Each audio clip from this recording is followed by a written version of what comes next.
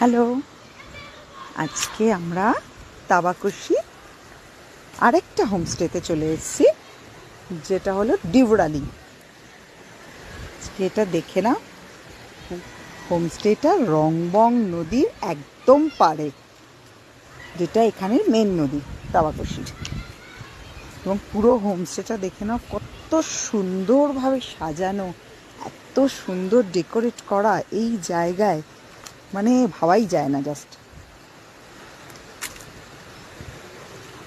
চারিদিকে গাছ, পাহাড়, নদী মিলিয়ে একটা আলাদাই যেন অনুভূতি। কাঠের কটেজ, তার সাথে এত সুন্দর সুন্দর রুম, চারিদিকে গাছ দিয়ে ফুল গাছে ভরা, জাস্ট ভাবা যায় না। এই জায়গায় এসে যে এত সুন্দর জায়গায় আমরা থাকতে পারবো, আমরা সত্যি নিজেরাও এতটা ভাবতে পারিনি। আমরা অনলাইনে বুকিং করেই এসছিলাম, বাট এখানে এসে এত ভালো দেখে আমাদের নিজেদেরই ভালো লাগছে যে আমরা এত ভালো জায়গা বুক করেছি।